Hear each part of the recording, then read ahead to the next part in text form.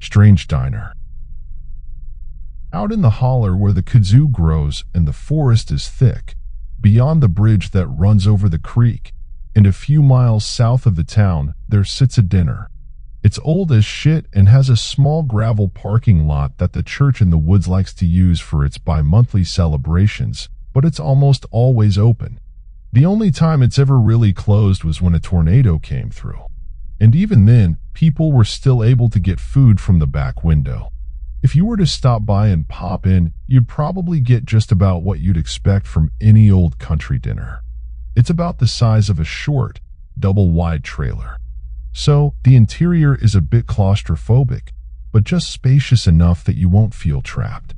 It has a unique smell, like cigarette smoke and floral perfume had some fucked up love child and decided it needed to die there.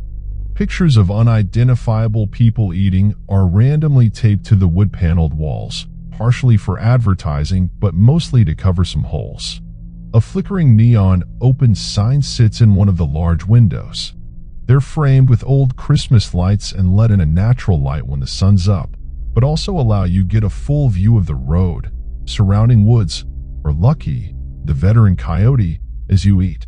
He's not exactly a vet, as he's never really been in any war, not any major ones, at least. Just the ongoing one that he has against the local farmers and their chickens, but it's left the poor bastard looking like he just came out of Nam. He's only got one eye, 3 feet, half an ear, and the fur on his tail seemingly refuses to grow normally. We, and by we, I mean I, felt bad and gave him a piece of some expired food, one time. And now, he refuses to leave. He's been hit by at least 3 cars and 2 trucks that we know of, and still insists on staring at people as they eat.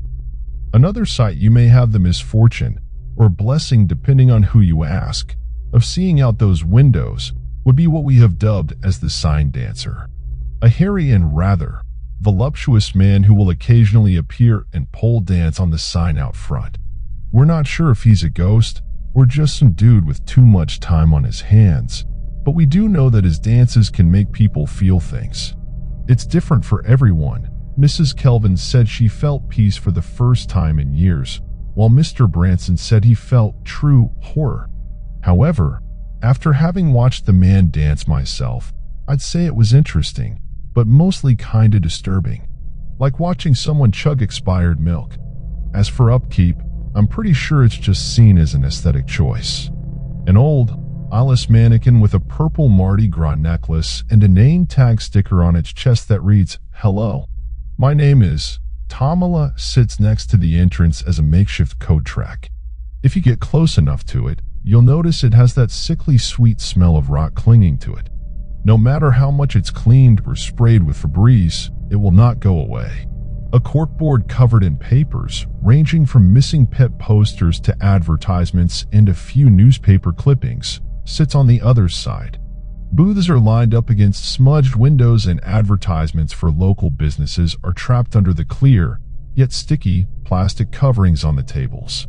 There's an open kitchen, with grease-stained utilities that haven't been updated since poodle skirts were a thing, and coffee pots that look like they survived Chernobyl. A dented mini fridge softly hums at the back wall, next to the batter-covered waffle irons that strangely smell like burnt hair every time they're used. There's a milkshake station. Its continued functionality is proof that miracles really do exist, and honestly, it's what gets me through the day sometimes. That sits next to the drink machine, where the stubborn, red sticky mess beneath it all has been fighting with the grease to become a permanent fixture. The checkered linoleum floors are cracked and stained in some places. Sometimes when it rains, a mysterious brownish liquid that smells oddly like pennies oozes from them and forms shapes similar to human footprints. A jukebox, riddled with bullet holes, sits next to the bathroom hallway. Sometimes it glitches and the screams of children come from it. Usually it has to be unplugged for a few minutes whenever that happens, and plays country music and the occasional pop or rock song. I'm not 100% sure, but I think the health inspector is either sleeping with the owner's daughter or has brain damage, or who knows, maybe it's both.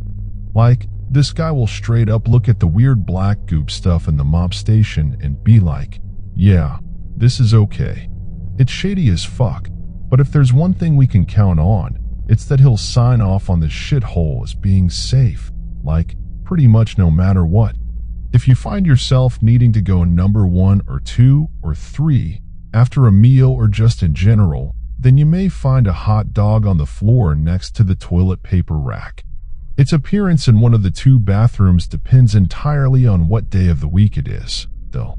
On Monday, Wednesday, and Friday, it will be in the men's room. But on Sunday, Tuesday, and Thursday, it will be in the women's room. It's absent on Saturdays. And while we highly suggest against its consumption, we cannot control what you do. Having said that, the people who have eaten it claim it allowed them to have seen into the future for a few hours. Others became violently ill, just as we predicted they would, and were doomed to spend their evening in the very room they consumed the forsaken cylinder of meat in. If you do stop by, don't be a stranger. I'm pretty much always on the clock, and I'm more than happy to take your order or sit and chat or both. I'm bored as fuck, and my coworker, Kurt, isn't a very good conversationalist. And there isn't any phone service or internet at the dinner. So, if you have any important calls to make, you'll have to go out to the edge of the road. Or you can use the old phone booth. It's pretty much in the same place. It's next to the only street light we have out here, so it's pretty hard to miss. Do be careful if you ever have to use it, though. We have the occasional hobo or crazy person come out of the woods to try and phone home. They can get pretty violent, and as much as I'd like to show, I'm supposed to treat the parking lot fights as though they were happening in-store. The owners put that rule in place, and they review the cameras to make sure we break them up. And I really don't want to deal with any more violence than I already have to. I am very tired, and I am not a very large or strong lady. So, breaking up fights is very hard for me. Please think of me and the consequences of your own actions. On the odd occasion that I'm not working, but you still want to chat with someone, then I highly suggest that you be cautious with the locals. Some of them are lovely people, don't get me wrong. I'd just rather not leave Kurt to deal with a fight, should one break out, while I'm not there. Because, while Southern hospitality is a given with most of our regulars, it can still run a bit short, if you know what I mean.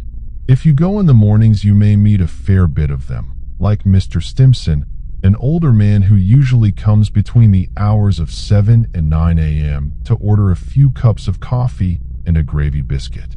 He used to own the old scrapyard, and despite there not being any big wildcats native to this area, and the nearest zoo not housing any, he will tell you all about how his dogs were snatched, one at a time, by a black panther. Never mind the fact that he has only ever had but one dog. It's very sweet and follows him like a little shadow. Sometimes he brings it to the diner. Mr. Canterbury, he always gets the morning special that comes with 1 waffle, 2 eggs, and a side of bacon or sausage. But he gets the bacon instead of the sausage, because he claims that it tastes too much like human flesh. I can assure you now that the sausage is not made of flesh. We're not sure where it comes from, but the owners assured us that we weren't eating living people. Miss Cleo Janice comes in late in the afternoon and orders exactly 1 egg, a thing of cheesy hash browns, and a strawberry milkshake.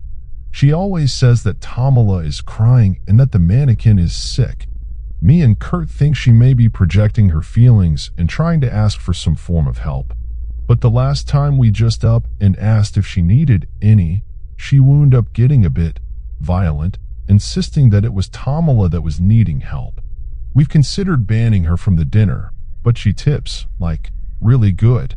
So we just keep our mouths shut and give her the food she orders. Then there's Mr. Johnson. He doesn't really have a usual meal, insisting that we should surprise him and give him whatever. However, he always refuses to drink water. He claimed our water had made him unable to eat fish. as every time he saw one, it apparently had his late wife's face and would beg him to stop or let go with her voice. If you have questions, then so do I. But unfortunately for the both of us, they will forever go unanswered. Because Mr. Johnson, the slippery bastard, died. They found him in his kitchen a few months ago, soaking wet. Apparently, he managed to drown himself while eating tacos. So, to sum it all up, the diner is weird as fuck, but it's become a major part of my life. So, I figured I'd start sharing a few of my experiences with y'all.